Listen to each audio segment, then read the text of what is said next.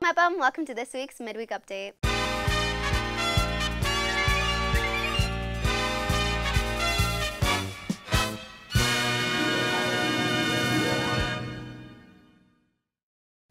Hey Mapum, happy Wednesday. Today, let's find out more about when you should start studying for Regents and AP exams, an amazing Mapum softball player, and talk to one of our seniors. This and more as we check out what's going on this week on the Midweek Update. I'm Ryan Moore. And I'm Anthony Hoffman, and welcome back to the Midweek Update, the B&B show that brings you closer to the people and places in and around the Mapum community. I can't believe we are already in May. I know, this year's gone by so fast. I have made so many memories and friends already, and it's only my freshman year. Same here, plus we've been lucky to have tons of in-school events, and learning a class this year has been so much easier. As amazing as this year has been, my least favorite part would probably be the tests. Yeah, I agree, but they are necessary. In most classes, tests happen all the time, but as we get closer to the end of the year, bigger tests start to occur. Last week, AP exams started, and B&B's Fiona Casucci got to see how one student is preparing with the help of her teacher. With the upcoming AP exams only a few weeks away, the pressure of upcoming deadlines has started to hit students. Well, my nerves are probably through the roof right now because of it, and my stress, but I'm just trying to make sure that I don't get too ahead of myself and just try and focus on learning the material and making sure I know it. Students have had to cram in studying in hopes of getting a good grade on this exam. I spent like a whole day just doing practice, like AP tests, and even just like going over like notes that we got. And I've also just been doing practice quizzes and tests on like the AP website and all of that kind of stuff. Teachers have also been doing all they can to help students prepare for this test. We've been preparing a lot in class for the AP exams. I've given homework assignments since January where they've been reviewing content. We've been doing a lot of skills, preparing for essays, multiple choice, and especially in world history, we have a lot of content. So by starting early, we're trying to make it, at least I'm trying to make it a little less overwhelming for the students. She's given us like this big note packet that has like every like focus the thing that we did, and she also just provides us with like access to like the AP website and all of that kind of stuff. Even with all the extra help, students are sure to worry, but we could all still hope for the best. Well, probably my score is what I'm most nervous about the most, but I feel like I'm also just nervous like to see just if I actually understand everything that I learned. You know, I care about my students and I want them to not be overwhelmed. I want them to feel comfortable. I don't want them to be super nervous going into it, and I want them to feel that they succeeded, that they worked hard for something and they achieved it. For B&B, I'm Fiona Casucci. Thanks, Fiona. At least being a freshman, I don't have to worry about those tests yet. True, however, you do have some pretty big tests coming up. I know. I try not to think about them all the time, though. I don't blame you, but when should you actually begin studying for all those tests, like the Regents? B&B's Maya Stone got to see what the right time and when to study for these tests is.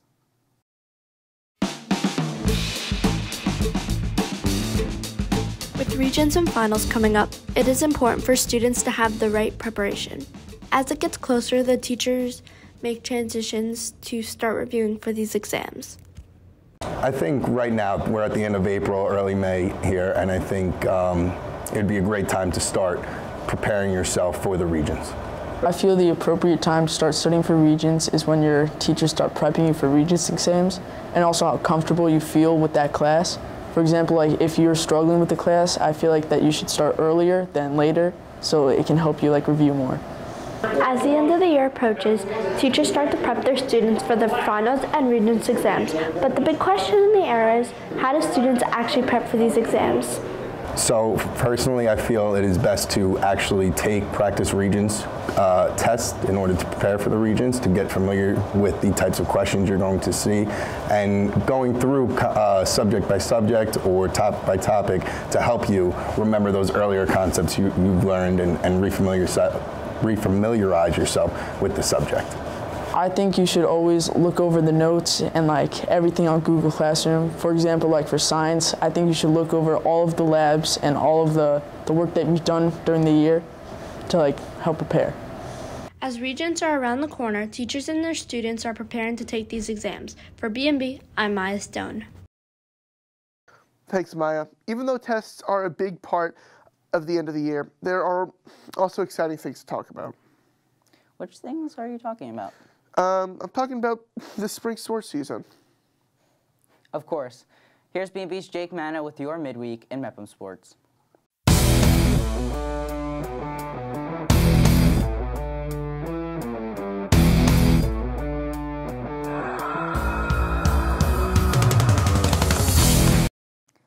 Thanks, Ryan. Yes, the final sports season of the year is coming to an end, but not just yet. So let's start off with Monday's games. As the Mepham baseball team started out the series against New Hyde Park. In Game 1, Leo Asta pitched 6, and Michael Cuccinell closed out the game, as these two led Mepham to a 7-3 victory to take the early lead against New Hyde Park. Also yesterday, the boys continue on their series to try to make a last-minute push. The baseball team plays their last game here at Mepham today, so make sure you wish them luck, as hopefully they finish out the series strong. Going back over to Monday, as the girls lacrosse team traveled to Seaford for their last game of the season.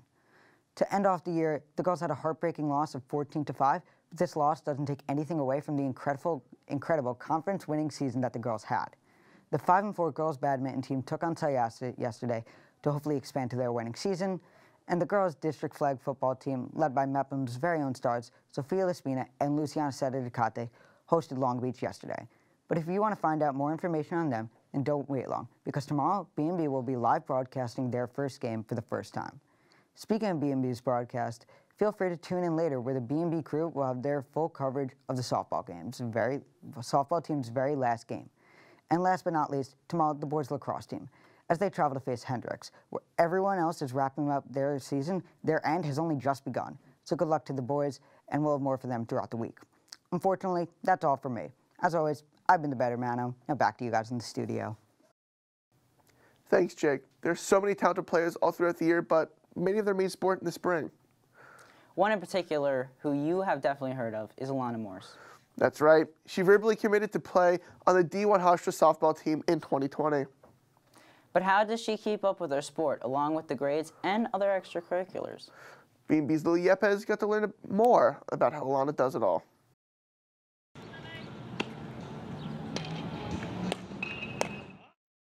Alana is one of the more special athletes that I've ever had the privilege of being around. Alana Morse is the type of person and student that any school, and especially Mepham, prides themselves on.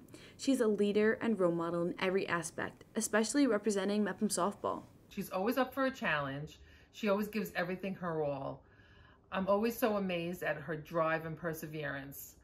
I'm so proud of all her academic and athletic accomplishments through the years, and I'm so excited to watch her play her last season at Mepham. It's going to be bittersweet, but I'm also looking forward to watching her play Division I softball next year. Every high schooler looks forward to their senior year with events like prom and graduation. But what does this busy year look like for softball's 8 seniors? I would say it's definitely a challenge balancing everything going on, school, sports, senior activities, but I'm just trying to enjoy every single moment. I'm really taking the little moments, just practices, school events, fall festival, things like that, and I'm just appreciating it, and I'm just taking it all in with my best friends. It's so amazing to have a normal senior year back. Like, everything that was taken away from us is back, and it's just such a relief to have a sense of normalcy again. After winning the first ever Long Island Championship, Alana's team was unable to advance the state championship due to COVID restrictions.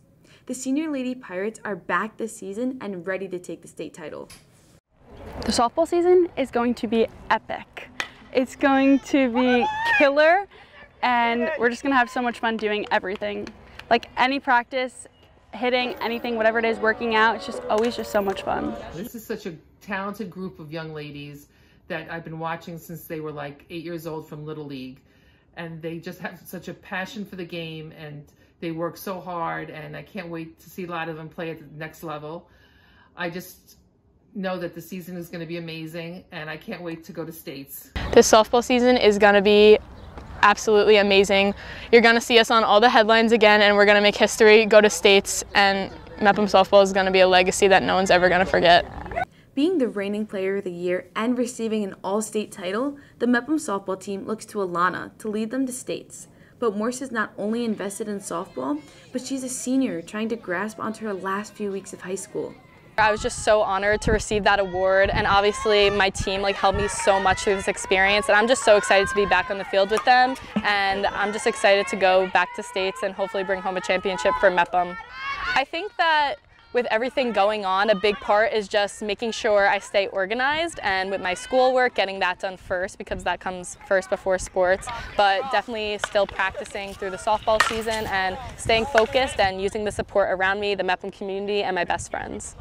Alana Morse and the seniors on the team orchestrate the success of the Pirates, but part of being the noteworthy athlete and person as a whole that she is, Alana takes pride in rising to the occasion each and every time something is thrown her way.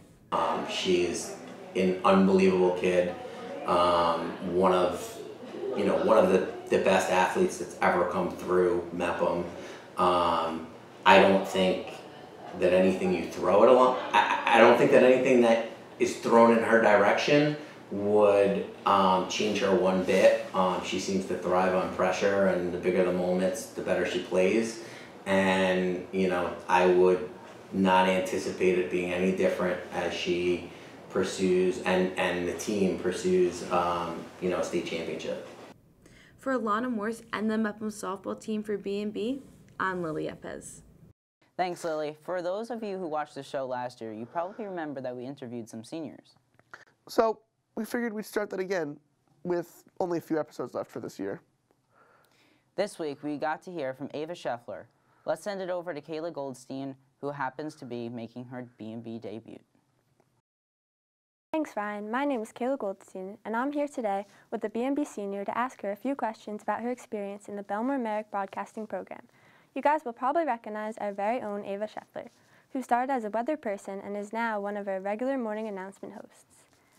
Ava, what have these 4 years in B&B been like for you? What haven't they been like? It's been an experience. I started as a little pipsqueak who came in and did an interview, and all of a sudden Mr. Stein was like, Ava, we're doing a freshman takeover, would you like to be on camera? And I was like, okay, might as well just get involved and do something. Got on camera, and then I ended up loving it. I looked awful, and it was terrible, and looking back and watching the progression over the years, it's crazy. I sat down the other day and I went through all the YouTube videos just looking at what I've done, and I was like, you really do come a long way in 4 years, and I hope that everyone starting the program or going into the program sees that, because you start out knowing absolutely nothing. That freshman year, you go through every little thing of editing, and you're like, I want this to end.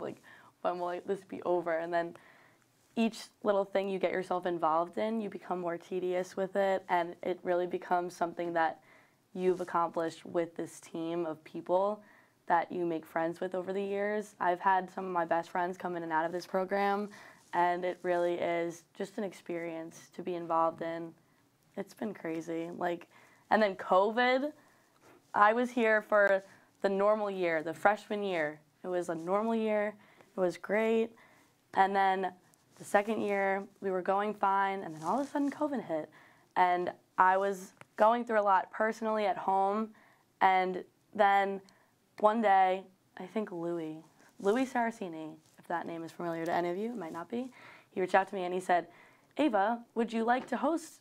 And I was like, that's weird, because we're not in school right now. There was no school. And we ended up going on for weeks and weeks and weeks, every single day, just talking about things going on with COVID. And it was crazy. That year really just let me know that this program is a family. And then the next year to come, we were just adaptable, and it just kept going. I could talk about this for hours. We should go on to the next. What are some of the biggest things you've accomplished during your time? I've done a lot. My favorites, I have a whole list on my phone of people, cool people that I've interviewed.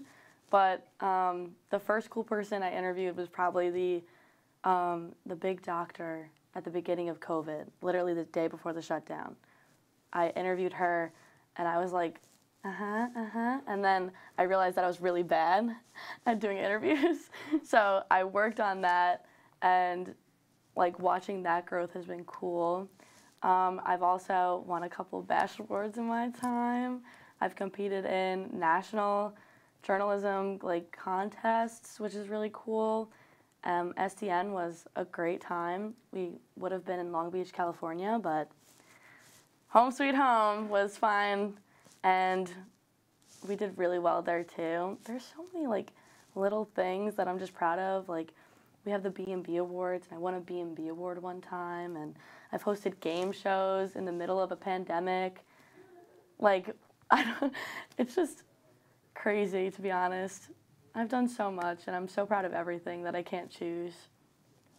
What advice would you give to the younger students in broadcasting and those joining the US in the future? Get involved.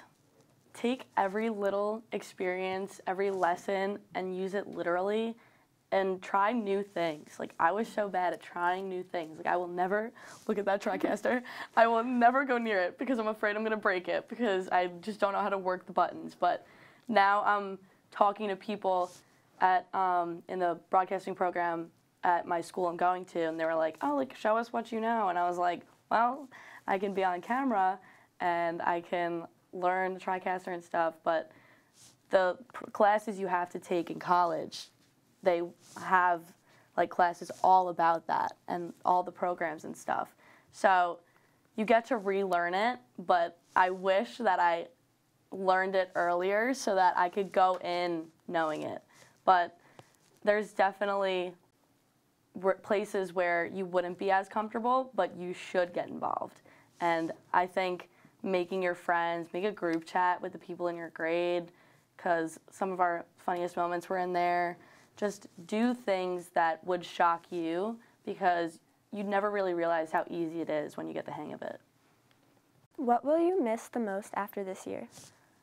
I will miss my seniority, because I am starting fresh again going into college. And when you start at the bottom and you make your way to the top, and then you drop back down to the bottom, you have to make your way to the top again. And all these people and connections that I've made on my way here in my senior year, I'm really gonna miss just like the teachers and all my friends that are doing the same thing at different schools. It's just, you're gonna miss all of it. And like, there's just so many things. Like, I'm ready to go, but I'm gonna miss it. Ava, thank you so much, and good luck at Tennessee next year. Now back to you guys at the studio. Thanks, Caleb and Ava. Well, that's all for this week of the Midweek Update. We'll be back next week with all new stories from in and around the BMC HSD to bring you inside of the parts of the community that we don't always get to see. Anthony, I love getting to host Midweek with you for the second half of this year. Me too, and I hope that we get to see you back on the show next year. Until then, I'm Ryan Moore. And I'm Anthony Hoffman, and we'll see you all next midweek.